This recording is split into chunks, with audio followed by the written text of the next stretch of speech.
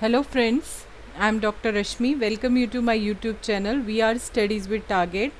Day 3 Unit 4 आज जो हम टॉपिक करने वाले हैं that is your relational algebra.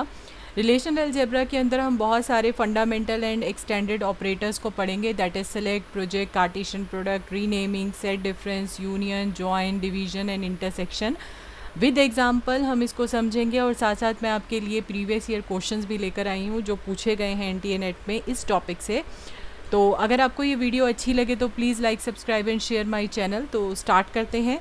सबसे पहले हम बात करते हैं what is relational algebra. Relational algebra क्या है आपका? That is your procedure query language. Procedure query language क्या होती है आपकी? That language which describe what is data and how we get it. हमारा डेटा क्या होगा और हमें कैसे मिलेगा ये हम एक्सप्लेन कर सकते हैं with the help of relational algebra. तो रिलेशनल एल्जेब्रा क्या है आपका? That is your procedure query language. साथ साथ जो आपकी ये जो रिलेशनल एल्जेब्रा है वो वर्क करता है हमेशा किसके ऊपर? That work on the relational data model. Relational data model क्या होता है? जिसमें हम अपना डेटा रिप्रेजेंट कर रहे हैं इन the form of table. That means हमारा जो डेटा है वो टेबल की फॉर्म में ऑर्गेनाइज हो रखा है और जो टेबल है उसे हम क्या कहते हैं? That is called a relational. और कॉलम को क्या कहते हैं? Attributes. And rows is called your tuple. तो बेसिकली जो हमारा रिलेशनल एल्जेब्रा होता है वो क्या है आपका? That is a procedure query language that work on the relational data model, जिसमें हम रिलेशन को दैट मीन्स टेबल को हम एज अ इनपुट लेंगे and we get the output as a in the form of relation यानी in the form of table. तो ये हमारा क्या है? That is your relational algebra. Relational algebra जो है वो डिफरेंट ऑपरेटर्स यूज़ करती है to perform the queries, to perform the operations. तो उसको करने के लिए यहाँ पर दो टाइप्स के आप कह सकते हो रिलेशनल एल्जेब्रा ऑपरेटर्स हैं. That is fundamental operators and extended operator. तो फंडामेंटल ऑपरेटर्स जो हमारे पास होते हैं that is select, project, Cartesian product, renaming, set different and union. These are your fundamental operators in relational algebra.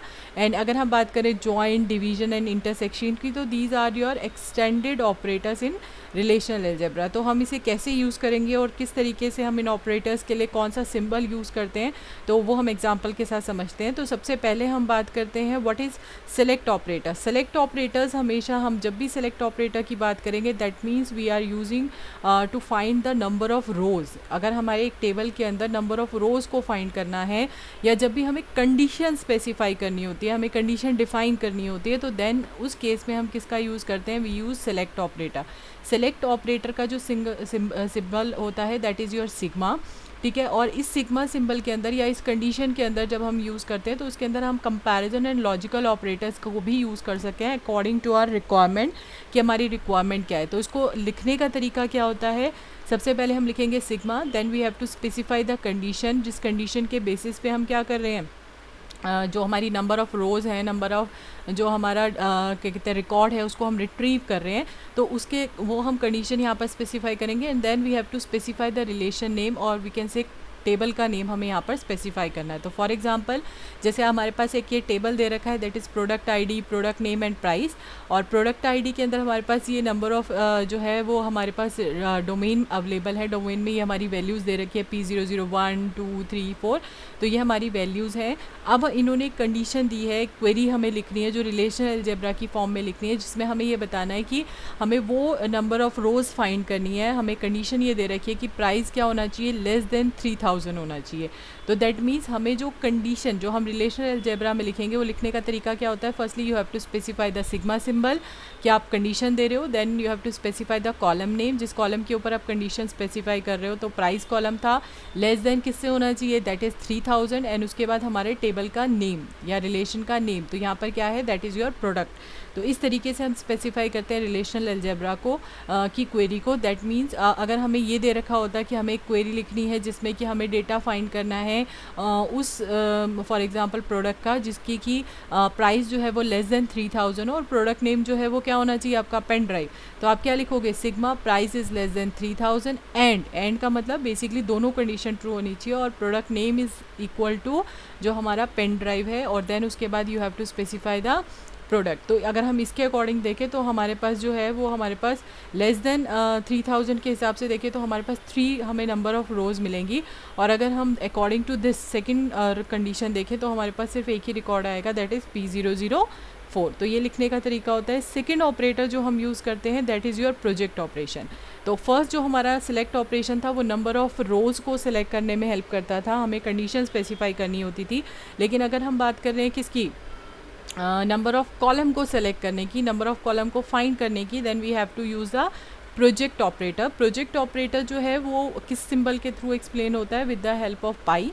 ठीक है, तो इसको लिखने का तरीका क्या है, पाई, दैट उसके कॉलम नेम, कॉलम 2, कॉलम 3, इस तरीके से। तो फॉर एग्जांपल जैसे यहाँ पर हमारा एक क्वेश्चन दे रखा है, ये हमारा टेबल है, इन्होंने बोला है write a query to find the, मतलब इस टेबल में से सिर्फ हमें 2 ही कॉलम्स देखने हैं, that is product name and price, और उसके बाद आपका क्या आ जाएगा, टेबल का नेम। सिमिलरली अगर हमें सिर्फ प्रोडक्ट आईडी देखना होता है then we have to specify pi product ID and then उसके बाद क्या दे रखा है, टेबल का नेम। अगर हमें क्वेश्चन ये दे रखा होता है कि हमें प्रोडक्ट नेम और प्राइस तो देखना ही है, बट वो देखना है जिनका की जो प्राइस है वो ग्रेटर देन किससे होना चाहिए, 1500, या लेस देन किससे होना चाहिए, 3000। तो हम कैसे लिखेंगे, सबसे पहले हमेशा याद रखना that you have to firstly specify the project operator and then you have to specify the select operator. तो हमेशा हमें पहले प्रोजेक्ट ऑपरेटर यूज़ करना चाहिए एंड देन उसके बाद सेलेक्ट ऑपरेटर यूज़ करना है। तो प्रोजेक्ट ऑपरेटर में हमने स्पेसिफाई किया product name and price, then उसके बाद sigma price is less than 3000 and then you have to specify the table name. तो ये इस तरीके से हम स्पेसिफाई करते हैं जब हमें प्रोडक्ट, प्रोजेक्शन और सिलेक्शन दोनों ही ऑपरेटर को एक साथ यूज़ करना हो। हमेशा हमें फर्स्ट प्रोजेक्शन यूज़ करना होता है and then we have to use the select operator. Similarly जैसे यहाँ पर हमारा दे रखा है कि हमें नेम और प्राइस फाइंड करना था, प्राइस इज़ ग्रेटर देन होना चाहिए 1500, तो आप इस तरीके से स्पेसिफाई करोगे और ये हमारा रिजल्ट शो होगा। करेक्ट। नेक्स्ट, अगर हमें 2 कंडीशन दे रखी होती कि हमें प्रोडक्ट और product name and price show करवाना है, बट जो हमारी कंडीशन है वो ये होनी चाहिए price is less then 1500 and मतलब दोनों कंडीशन होनी चाहिए। प्रोडक्ट नेम क्या होना चाहिए, माउस। तो ये 2 कंडीशन है, ये कंडीशन अप्लाई होगी, हमारा डेटा निकल कर आएगा। जो डेटा निकल कर आएगा उसमें से सिर्फ और सिर्फ वो क्या करेगा, सिर्फ और सिर्फ हमें product name and price show कर देगा। दैट मीन्स ये वाली वैल्यू हमें शो हो जाएगी इस तरीके से। ठीक है, तो ये हमारा तरीका होता है जब हमें सिलेक्ट एंड प्रोजेक्ट दोनों ऑपरेशन दे रखे हों। इसके बाद एनटीए नेट में प्रोजेक्ट ऑपरेटर से एक क्वेश्चन पूछा गया था कि हमारा जो प्रोडक्ट ऑपरेटर है of relational algebra create a new table, जो नया टेबल वो बनकर आता है प्रोजेक्ट ऑपरेटर के थ्रू, तो उसमें क्या चीज़ होती है, नंबर ऑफ़ कॉलम्स सेम होने चाहिए, सेम होते हैं जो ओरिजिनल टेबल में है, या ज़्यादा हो जाते हैं number of columns, number of rows ज़्यादा हो जाती हैं, या नंबर ऑफ़ कॉलम सेम रहते हैं, या नंबर ऑफ़ रोज़ सेम रहती है। तो आपको ध्यान रखना है कि प्रोजेक्ट ऑपरेटर का काम क्या होता है, कॉलम को सिलेक्ट करना। तो जो हमारा नया टेबल बनकर आएगा उसमें नंबर ऑफ़ कॉलम्स क्या हो जाएंगे आपके, वो कम हो सकते हैं, बट जो रोज़ होती हैं, रोज़ का मतलब जो हमारा डेटा है वो सारा का सारा आएगा। तो दैट मीन्स इसका करेक्ट आंसर क्या बनेगा, that is C, same number of rows as the original table. आपका जो ओरिजिनल टेबल है उसी की तरह हमें सेम नंबर ऑफ़ रोज़ मिलेंगे, बट कॉलम्स क्या हो जाएंगे आपके, कॉलम्स हमारे जो हमें स्पेसिफिकली हम स्पेसिफाई करेंगे हमें वही मिलेंगे जो हमने ओरिजिनल टेबल से लिए हैं। तो ये हमें ध्यान रखना है। इसके बाद नेक्स्ट हमारे पास क्वेश्चन आता है कंसीडर द फॉलोइंग स्कीमा। ये हमें कुछ टेबल्स डिफाइन कर रखे हैं और आपको ये क्वेरी लिखनी है। क्वेरी क्या है आपकी, कि आपको कस्टमर नेम फाइंड करना है, जो है कस्टमर डिटेल फाइंड करनी है उसकी, जिसका कि बैलेंस जो है वो मोर देन 10,000 हो।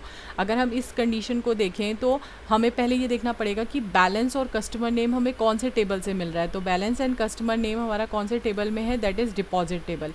तो जो हमारा डिपॉजिट वाला है हम उसको कंसीडर करेंगे और रेस्ट ऑफ को हम क्या कर देंगे, कैंसिल, क्योंकि दोनों कॉलम हमें नहीं मिल रहे हैं।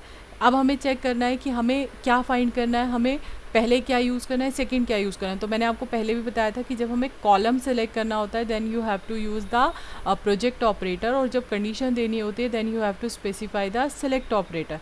तो यहाँ पे इसका जो करेक्ट आंसर बनेगा that is first pi, customer name find होगा आपका, फिर उसके बाद sigma balance is greater than 10,000, और कौन से टेबल से लेंगे, डिपॉजिट टेबल से।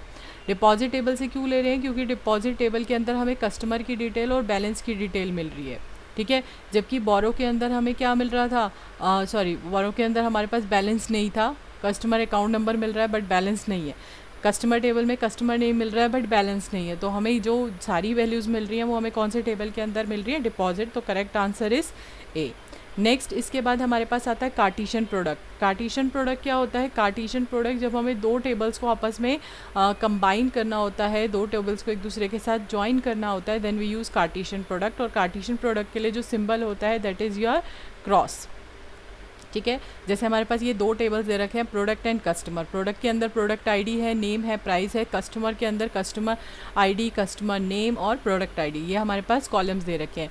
तो अगर हमें इसके ऊपर कोई भी क्वेरी लगानी है तो फर्स्टली हम इसके ऊपर कार्टेशियन प्रोडक्ट लगाएंगे। कार्टेशियन प्रोडक्ट का मतलब क्या होता है, वो इन दोनों टेबल्स को कंबाइन करके एक कॉमन टेबल बना देगा, जिस कॉमन टेबल के अंदर हमारे पास क्या होगा, product ID, product name, price, फिर क्या होगा, कस्टमर आईडी, कस्टमर नेम। ये सारी वैल्यूज़ उस कॉमन टेबल के अंदर होंगी जो इन दोनों के कार्टेशियन प्रोडक्ट के बाद हमें मिलेगा। अब उसके ऊपर हम ऑपरेशन परफॉर्म कर सकते हैं। जैसे फॉर एग्जांपल अगर मैं यहाँ पर चेक करूँ तो यहाँ पर इन्होंने क्या दे रखा था कि हमारे पास वैल्यूज़ किस तरीके से दे रखी है कि write a query to find the product name, price and customer name, जिनका प्राइस लेस देन किससे होगा, आपका 3000 फ्रॉम द टेबल। तो हम अगर यहाँ पे इन्होंने कह सकते हैं कि सबसे पहले हम क्या करेंगे, प्रोडक्ट और कस्टमर के ऊपर कार्टेशियन प्रोडक्ट अप्लाई करेंगे।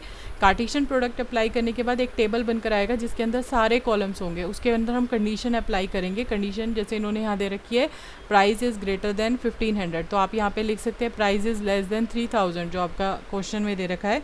ठीक है, उसके बाद आपको क्या करना है, you have to specify the pi के बाद आपको क्या देना है, product name, customer name and price. ये कॉलम आपको स्पेसिफाई करने हैं। तो वो क्या करेगा, ये कंडीशन लगाएगा एंड देन उसके बाद कॉलम अप्लाई करेगा और हमें वैल्यू फाइंड करके दे देगा। तो इस तरीके से आप वैल्यू फाइंड कर सकते हो। तो ये हमारा कौन सा था, that is Cartesian product. Next हमारे पास होता है रीनेम। रीनेम ऑपरेटर बेसिकली हम यूज़ करते हैं जब हम चाहते हैं कि हम अपने टेबल को या हमारे टेबल के किसी कॉलम को हमें क्या करना है, रीनेम करना है। देन हम किसका यूज़ करेंगे, रीनेम ऑपरेटर का यूज़ करेंगे। तो यहाँ पर जैसे हमें दे रखा है, रीनेम ऑपरेटर के लिए जो सिंबल यूज़ करते हैं वो कौन सा होता है आपका, दिस वन। ये सिंबल हम यूज़ करते हैं रीनेम ऑपरेटर के लिए।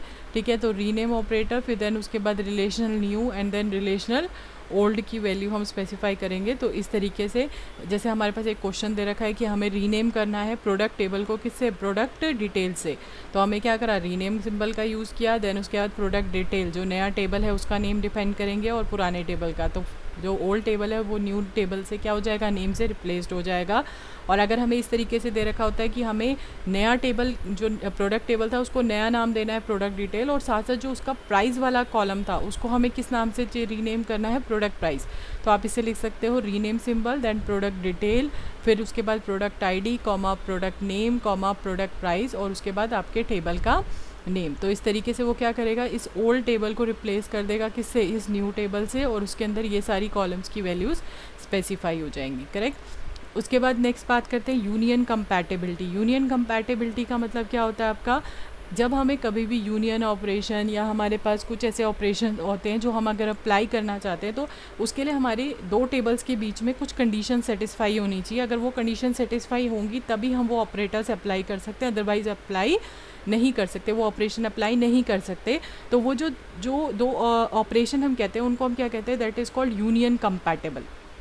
यूनियन कंपैटिबल का मतलब क्या होता है कि जो टेबल हैं, दो टेबल्स की हम बात करें, दो रिलेशन की बात करें, अगर उनको हम चाहते हैं कि उनके ऊपर हम यूनियन ऑपरेशन परफॉर्म करें तो वो कंपैटिबल होने चाहिए। बट कंपैटिबल कैसे होंगे कि दोनों के अंदर जो नंबर ऑफ कॉलम्स हैं, डिग्री का मतलब क्या होता है, नंबर ऑफ कॉलम्स क्या होने चाहिए, सेम, और कॉलम्स के अंदर जो वैल्यू है, रिस्पेक्टिव वैल्यूज़ जो दे रखी है, जो डोमेन्स हैं उनके, वो भी क्या होने चाहिए, दिट शुड बी ऑल्सो क्या होने चाहिए, आपके सेम होने चाहिए, अगर हम चाहते हैं कि हम उसके ऊपर यूनियन ऑपरेशन परफॉर्म करें। तो फॉर एग्जांपल जैसे यूनियन ऑपरेशन अगर हमें परफॉर्म करना है तो सबसे पहली चीज़ हमारा वो यूनियन कंपैटिबल होने चाहिए। यूनियन कंपैटिबल होने के बाद वो क्या करेगा, उसका डेटा निकालेगा और उसके ऊपर ऑपरेशन परफॉर्म करेगा। तो यूनियन ऑलरेडी हमें पता है, यूनियन के लिए सिंबल क्या होता है, U is use for union. ठीक है, जैसे हमका यहाँ दे रखा है find the combined list of employ and student. हमें ये दो टेबल्स दे रखे थे, या आप कह सकते हो एम्प्लॉय एंड स्टूडेंट। जैसे यहाँ पर एग्जांपल में इन्होंने दे रखा है ग्रेजुएट एंड मैनेजर। ठीक है, तो अगर इन दोनों का यूनियन निकालना है, दैट मीन्स जो भी हमारी वैल्यूज़ कॉमन है दोनों के अंदर, हम वो सारी वैल्यूज़ को लेंगे। तो यहाँ पे इन्होंने क्या किया, ग्रेजुएट यूनियन क्या दे रखा है आपका, एम्प्लॉय। तो इसको लिखने का तरीका क्या होगा, जैसे हम यहाँ पे ले लिया क्या है आपका पाई, ये नेम शो करेगा, एम्प्लॉय टेबल, यूनियन, फिर पाई, फिर नेम और स्टूडेंट। तो इसको किस तरीके से करेंगे, तो ये क्या करेगा 1 2 4 7 8 9 8 9 7 तो शो करेगा ही करेगा आपका। उसके बाद नेक्स्ट जो इसमें नहीं था 5 2 6 उसको भी यहाँ पर क्या कर देगा, शो, क्योंकि यूनियन ऑपरेटर्स में हम दोनों की वैल्यू को ही यहाँ पर स्पेसिफाई करते हैं। ये हमें ध्यान रखना है। Next difference operator, difference operation या डिफरेंस ऑपरेटर जो हम यूज़ करते हैं वो कौन सा होता है आपका, दैट इज़ माइनस का सिंबल, ठीक है। और ये किस लिए यूज़ किया जाता है, to find the data of one relation जो हमारा दूसरे में नहीं प्रेजेंट हो, उसको हम करने के लिए किसका यूज़ करते हैं, डिफरेंस ऑपरेशन का यूज़ करते हैं। सेम एज जैसे हमारा क्या होता है, यूनियन की तरह होता है, बट यूनियन दोनों को कंबाइन करके कॉमन चीज़ दिखा रहा है, बट यहाँ पर पहले टेबल की सारी वैल्यूज़ होंगी और दूसरे टेबल की को हम इंक्लूड नहीं करेंगे जो हमारी वहाँ पर नहीं है। तो कैसे करेंगे इसको, जैसे हमारे पास ग्रेजुएट दे रखा था, मैनेजर दे रखा था, बट अगर हम बात करें कि पहले टेबल की सारी वैल्यूज़ होनी चाहिए और दूसरे टेबल की जो हमारी वैल्यू है जो मैच हो गई उसको हम हटा देंगे, माइनस कर देंगे और जो बच जाएगी वो ले लेंगे। तो 784 यहाँ पर था, तो दैट मीन्स ये कैंसिल हो जाएगा। 897 यहाँ था, तो ये कैंसिल हो जाएगा। तो हमारे पास सिर्फ क्या बचेगा, 1 2 4। तो ये हमारा करेक्ट आंसर बनेगा जब हम डिफरेंस ऑपरेटर अप्लाई करेंगे। इसके बाद नेक्स्ट आता है हमारा जॉइन ऑपरेटर। जॉइन ऑपरेटर किसके लिए यूज़ किया जाता है, जब हम चाहते हैं कि हम अपने टेबल्स को कंबाइन करें, जॉइन करें एक दूसरे के साथ, ठीक है। तो SQL multiple table work as a single entity. हमारे पास कई बार ऐसा होता है कि हमारे 2 या 2 से ज़्यादा टेबल्स हैं और हम चाहते हैं कि वो एक सिंगल एंटिटी में वर्क करें, उनको एक साथ कंबाइन कर दें हम, तो उसके लिए हम किसका यूज़ करेंगे, जॉइन का, ठीक है। जॉइन जो हम टेबल को करेंगे तो हमारे पास कॉलम जो है, जो 2 टेबल्स को ज्वाइन करने के लिए कॉलम्स होता है वो सेम होना चाहिए, उसका डेटा टाइप सेम होना चाहिए। इट्स डिपेंड ऑन द कि आप किस टाइप का जॉइन ऑपरेशन परफॉर्म कर रहे हो। तो जॉइन ऑपरेशन कैसे हम परफॉर्म करेंगे, तो हमारे पास जॉइन ऑपरेशंस अलग अलग टाइप से होते हैं। दैट इज़ इनर जॉइन, जिसको हम इक्वी जॉइन भी कहते हैं। इक्वी जॉइन का मतलब जहाँ पर हम कंडीशन स्पेसिफाई करेंगे।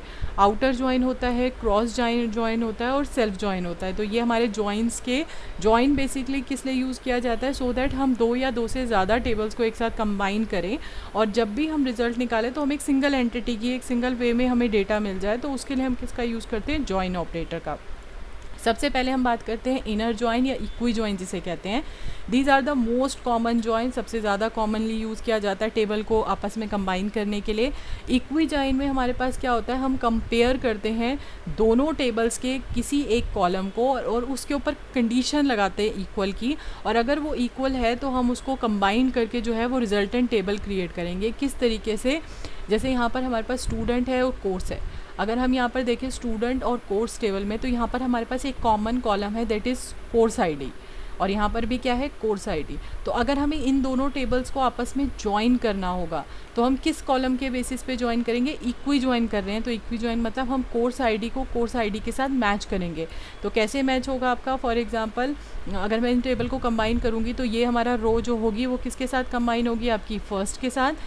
जो ये वाली रो होगी वो किसके साथ कंबाइन होगी, सेकंड के साथ। जो ये वाली रो होगी वो किसके साथ कंबाइन होगी, थर्ड के साथ। सिमिलरली ये वाली किसके साथ कंबाइन होगी, थर्ड के साथ। तो इस तरीके से हमारी कंबाइन होगी, जबकि जो हमारी 100 वाली थी वो इसके साथ। तो 104 पे कोई नहीं है, तो दैट मीन्स हमारा कोई भी डेटा यहाँ पर शो नहीं होगा। तो हमारा इस तरीके से कंबाइन करेंगे हम इक्वी जॉइन में।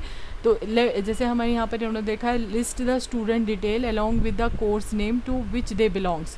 तो इसको लिखने का तरीका क्या होगा, select student dot name, student dot class, student dot roll number from student table, inner join course on student dot course I D and course dot course I D. यानी आप जो इनर जॉइन अप्लाई कर रहे हो किसके ऊपर, student table के ऊपर और कोर्स टेबल के ऊपर, और कौन सी कंडीशन के बेसिस पे अप्लाई कर रहे हो कि स्टूडेंट टेबल का कौन सा कॉलम लेंगे, कोर्स आईडी, और कोर्स टेबल का भी कौन सा कॉलम लेंगे, दैट इज़ कोर्स आईडी। तो इस तरीके से हम लिख सकते हैं, ठीक है। नेक्स्ट दूसरा तरीका क्या होता है, अगर हम चाहते हैं कि हम स्टूडेंट ये टेबल बार बार नेम ना स्पेसिफाई करें, तो हम क्या करते हैं, जब हम टेबल के नेम स्पेसिफाई करते हैं, रिलेशन के नेम स्पेसिफाई करते हैं, तो उसको एक निक नेम दे देते हैं जिसको हम अलियास कहते हैं, दैट इज़ एस और सी, ठीक है। अब जहाँ पर भी हमें स्टूडेंट टेबल का कोई कॉलम दिखाना है तो उससे पहले हम क्या लिखेंगे, S dot name, S dot class, S dot roll number. That means ये तीनों ही कॉलम जो हैं वो कौन से टेबल से लाई कर रहे हैं, एस टेबल से। यहाँ पर एस डॉट कोर्स आईडी मतलब ये एस जो है वो स्टूडेंट टेबल का कोर्स आईडी की बात कर रहा है, और ये सी जो है वो कौन से वाले टेबल की बात कर रहा है, दैट इज़ कोर्स टेबल की। तो ये हमें ध्यान रखना है। इसके बाद नेक्स्ट हम बात करते हैं, इक्वी जॉइन में हमेशा कंडीशन होनी चाहिए, एक ऐसा कॉलम होना चाहिए जो दोनों टेबल्स के अंदर होगा जिसके ऊपर वो इक्वल का साइन अप्लाई करेगा और उनको मैच करके हमारा कंबाइन करेगा। बट आउटर जॉइन और जो हमारा होता है वो क्या होता है आपका, और outer join similarly to inner join होता है, बट उसमें कुछ फ्लैक्सिबिलिटीज़ होती हैं, कुछ चीज़ें चेंज होती हैं। जैसे इसके अंदर हमारे पास 3 टाइप के आउटर जॉइन होते हैं, that is left, right and full outer join.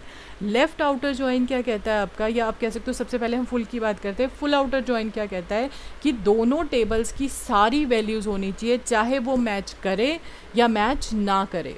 मैं फिर बता रही हूँ, जैसे हमारे पास इक्वी जॉइन में था तो वो मैच करेगा तभी रिजल्ट में दिखाएगा हमारा, लेकिन फुल आउटर जॉइन क्या कहता है, आपको दोनों टेबल्स की सारी वैल्यूज़ लेनी है, चाहे वो जॉइन करे या ना करे। अगर वो जॉइन कर रहा है तब ठीक है, अगर वो जॉइन नहीं कर रहा देन उस केस में उस जगह पर हमें क्या स्पेसिफाई करना पड़ेगा, नल। हमें वहाँ पर क्या लिखना पड़ेगा, नल। जैसे फॉर एग्जांपल हमारे पास ये स्टूडेंट टेबल था, कोर्स था। अब मैंने आपको बताया था सारे कंबाइन हो रहे थे, लेकिन C104 जो है वो कंबाइन नहीं हो रहा था, तो उसका रिज़ल्ट हमारा जो है वो टेबल में शो नहीं हो रहा था इक्वी जॉइन में, क्योंकि वो इसको ज्वाइन नहीं कर रहा था। लेकिन अगर हम देखें यहाँ पर अगर इसको हम कौन सा वाला ऑपरेटर यूज़ कर रहे हैं, फुल आउटर जॉइन अप्लाई कर रहे हैं, तो फुल आउटर जॉइन के हिसाब से देखो ये इसके साथ कंबाइन हुआ, ठीक है, ये वाला आपका इसके साथ कंबाइन हुआ, ठीक है, 3 वाला इसके साथ कंबाइन हुआ, 100 वाला अगेन इसके साथ कंबाइन हुआ, 3 वाला इसके साथ कंबाइन हुआ। अब हमारे पास क्या बच गया, 5 एंड 4। तो ये 5 जो है हमारा 105 राज बीकॉम, ये भी हमारा यहाँ पर होगा, बट यहाँ पर इसके बाद जो हमारा कोर्स आईडी और जो सब्जेक्ट है उसमें क्या हो जाएगा आपका, दैट इज़ नल। ठीक है, सिमिलरली साइंस वाला यहाँ पर है, बट उससे आगे कोई कोर्स रोल नंबर स्टूडेंट नहीं है, तो वहाँ पर क्या आ जाएगा आपका, नल। अगर हम इक्वी जॉइन लेते तो इक्वी जॉइन में हमारा रिजल्ट सिर्फ इतना आता, ठीक है, लेकिन हमने कौन सा वाला जॉइन अप्लाई किया है, फुल आउटर जॉइन अप्लाई किया है, तो दैट मीन्स उस केस में हमारा जो है वो दोनों टेबल्स के सारे वैल्यूज़ आती हैं। अगर मैच हो गई तो ठीक है, अगर मैच नहीं होगी तो उस जगह पर वो क्या प्लेस कर देगा, दैट इज़ नल। तो ये ध्यान रखना है। लेफ़्ट आउटर जॉइन क्या कहता है कि लेफ़्ट वाले टेबल की तो आपको सारी वैल्यूज़ लेनी है, ठीक है, अगर मैच हो रही है तो ठीक है, नहीं हो रही then you have to place the null values. आपको सिर्फ लेफ़्ट वाले टेबल की बात करनी है। तो जैसे हमारे पास स्टूडेंट और कोर्स था, यही वाला एग्जांपल लेते हैं, तो अगर हम लेफ़्ट आउटर जॉइन अप्लाई कर रहे हैं तो दैट मीन्स लेफ़्ट वाले टेबल की यानी स्टूडेंट टेबल की सारी वैल्यूज़ होंगी। कोर्स आईडी से हमें कोर्स टेबल से मतलब नहीं है, तो C104 हम नहीं देंगे, लेकिन हमें 105 राज एंड बीकॉम तो देना ही पड़ेगा, यानी हमें इस टेबल की सारी वैल्यूज़ लेनी पड़ेंगी। तो इस टेबल की सारी वैल्यू लेकर हमने नल नल डाल दिया, बट हमने कोर्स टेबल का 105 जो साइंस वाला था वो हमने 104 साइंस वाला ये हमने यहाँ पे स्पेसिफाई नहीं किया है। तो ये किसका था, लेफ़्ट आउटर जॉइन। सिमिलरली हमारे पास क्या होता है, that is right outer join. Right outer join क्या कहता है आपका कि राइट वाले टेबल की तो सारी वैल्यूज़ होनी चाहिए, अगर मैच हो गई तो ठीक है, अगर नहीं मैच हुई तो उस जगह पर आपको नल लगाना है, और आपका लेफ़्ट वाले टेबल से आपको कोई कंबाइन करने की ज़रूरत नहीं है, आपको सिर्फ राइट वाले टेबल को ही कंबाइन करना है। जैसे ये वाला टेबल है, तो अगर इसमें 105 हम नहीं भी लेंगे तो भी चल जाएगा, लेकिन 104 को लेना ज़रूरी है, क्योंकि 104 कौन सा वाला टेबल था आपका, that is your right table. तो ये हमें ध्यान रखना है राइट आउटर जॉइन में, ठीक है। अब जैसे हमारे पास एक क्वेश्चन आ रखा था, सपोज़ ओरेकल, ये हमारा NTA-NET का क्वेश्चन है, प्रीवियस ईयर में आ चुका है। यहाँ पे इन्होंने एक टेबल दे रखा था, पहला टेबल दे रखा है R, जिसके अंदर A और B कॉलम दे रखे थे इन्होंने, और AB कॉलम के अंदर हमारे पास जो वैल्यू है दैट इज़ 1 2 1 3 एंड 3 4, ठीक है। और नेक्स्ट हमारे पास दूसरा टेबल जो दे रखा है दैट इज़ C, और इसमें हमें दे रखा है B एंड C, ठीक है। तो इसमें जो वैल्यू है that is 4 and 5, 4 and 6 and 7 and 8। अब इन्होंने क्या बोला हुआ है, आपको इन दोनों के ऊपर जॉइन ऑपरेशन परफॉर्म करना है, इन दोनों टेबल्स के ऊपर you have to perform the join operation, but पहली कंडीशन में फुल जॉइन अप्लाई करना है और दूसरी कंडीशन में इनर जॉइन या इक्वी जॉइन परफॉर्म करना है। तो अगर फुल जॉइन परफॉर्म करना है तो मैंने आपको बताया था फुल जॉइन का मतलब क्या होता है कि हमें सारी वैल्यूज़ लेनी है, चाहे वो मैच हो या मैच ना हो। तो अगर हम देखें तो इन दोनों टेबल्स के अंदर जो कॉमन कॉलम है हमारा वो क्या निकल के आया है, दैट इज़ बी हमारा जो है वो दोनों में कॉमन है। तो अगर मैं कंबाइन करती हूँ तो हमारा कौन सा वाला ऑपरेशन यूज़ करती हूँ, अगर मैं आपका फुल जॉइन ऑपरेशन यूज़ कर रही हूँ तो 1 2 5 हो जाएगा, ठीक है। उसके बाद नेक्स्ट हम मैच करते हैं, नेक्स्ट मैच नहीं है आपके पास तो 1 3 क्या हो जाएगा आपका, दैट इज़ नल, ठीक है।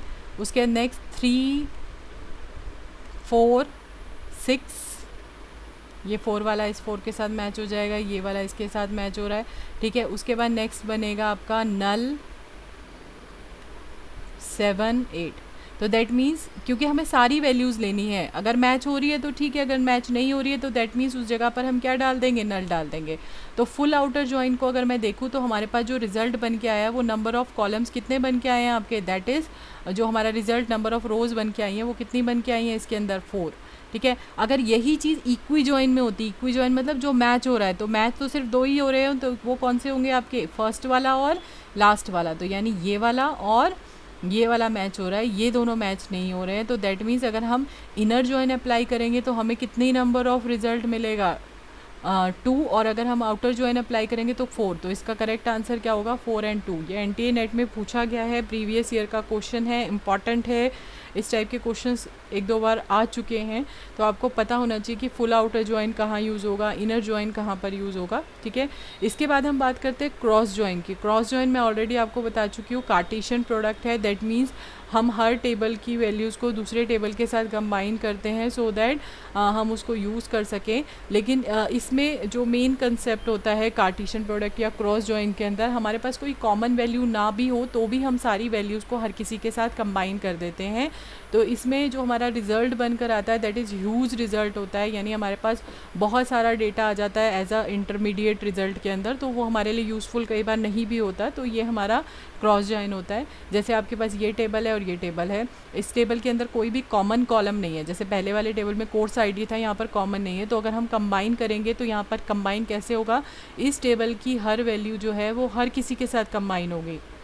तो अगर ये वैल्यू आपकी 5 है तो ये पहले C110 के साथ कंबाइन होगी, फिर सिमिलरली ये किसके साथ कंबाइन होगी, तो यहाँ पर 5 बनेंगे, 5। तो इस तरीके से करते करते करते करते आपके पास क्या होगा, हमारे पास जो नंबर ऑफ़ रिकॉर्ड्स बनकर आएंगे, जो नंबर ऑफ़ रोज़ बनकर आएंगी, दैट इज़ योर 25, क्योंकि हर रो जो है वो हर किसी के साथ कंबाइन होती है।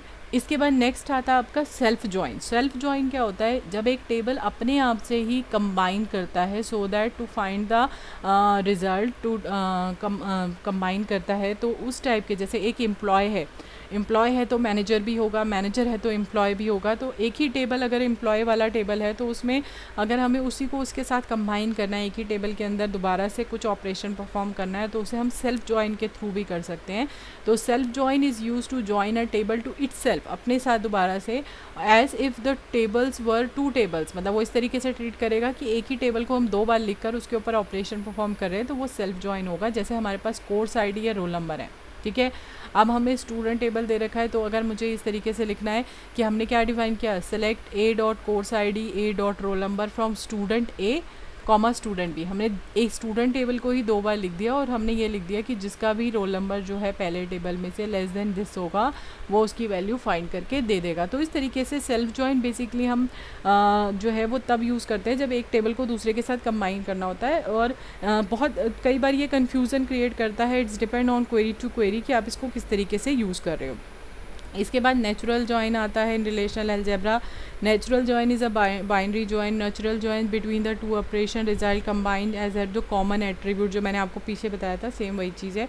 जैसे एम्प्लॉय एंड डिपार्टमेंट टेबल दे रखा है, और एम्प्लॉय एंड डिपार्टमेंट टेबल को आप कंबाइन करोगे किस के थ्रू, फॉर एग्जांपल किसी एक कॉमन कॉलम के थ्रू अगर आप कंबाइन करना चाहते हो तो वो आपका क्या होगा, that is the natural join. और फुल आउटर जॉइन मैं आपको ऑलरेडी बता चुकी हूँ, तो इसका सिंबल यहाँ पर दे रखा है। अगर हम आउटर लेफ़्ट आउटर जॉइन की बात करेंगे तो आपको किस तरीके से सिंबल यूज़ करना है, ये वाला symbol, and then you have to specify the left. Already मैं आपको बता चुकी हूँ लेफ़्ट। राइट अगर देना है तो राइट, और फुल देना है तो फुल, इस तरीके से स्पेसिफाई करते हैं। इक्वी जॉइन मैं अभी आपको बता चुकी हूँ, या नेचुरल जॉइन जिसको हम कहते हैं कि आपका स्टूडेंट, फिर उसके बाद आपको जॉइन का ऑपरेशन यूज़ करना है, ये हमारा जॉइन के लिए होता है, ठीक है। और उसके बाद हमें वो वाली कंडीशन जो दोनों में कॉमन कॉलम था वो आप स्पेसिफाई करोगे, और उसके बाद टेबल का नेम स्पेसिफाई करोगे। सेम ऐसी कंडीशन जॉइन क्या होता है आपका, अगर हमने कोई कंडीशन दे रखी है, जैसे इक्वी जॉइन ना देकर, इक्वल का साइन ना देकर आपने दे दिया कि ग्रेटर देन लेस देन होना चाहिए, तो वो क्या कहलाएगा, आपका कंडीशनल जॉइन कहलाएगा, ठीक है। इसके बाद लास्ट ऑपरेटर जो हम यूज़ करते हैं that is division operator. Division operator हम कब यूज़ करते हैं, जब हम इसको अप्लाई करते हैं। For example attribute of A is proper subset of attribute of B, हम कहते हैं कि हमारे ऑल एट्रीब्यूट्स ऑफ ए को हम माइनस करेंगे, एट्रीब्यूट ऑफ बी से माइनस करेंगे, तो वहाँ पर हम डिवीज़न ऑपरेटर का यूज़ करते हैं। तो डिवीज़न ऑपरेटर्स के लिए हमारे पास जो सिंबल होता है दैट इज़ दिस सिंबल, ठीक है। हम इसका यूज़ करते हैं डिवीजन ऑपरेटर के लिए। नेक्स्ट इंटरसेक्शन ऑपरेटर किसके लिए होता है आपका, जो मैंने आपको बताया था, it is denoted by this symbol. Intersection का सिंबल सबको पता है, ये वाला होता है आपका, ठीक है। और ये किसके लिए यूज़ किया जाता है, दो टेबल्स में से जो कॉमन वैल्यूज़ हैं उसको फाइंड करने के लिए यूज़ किया जाता है।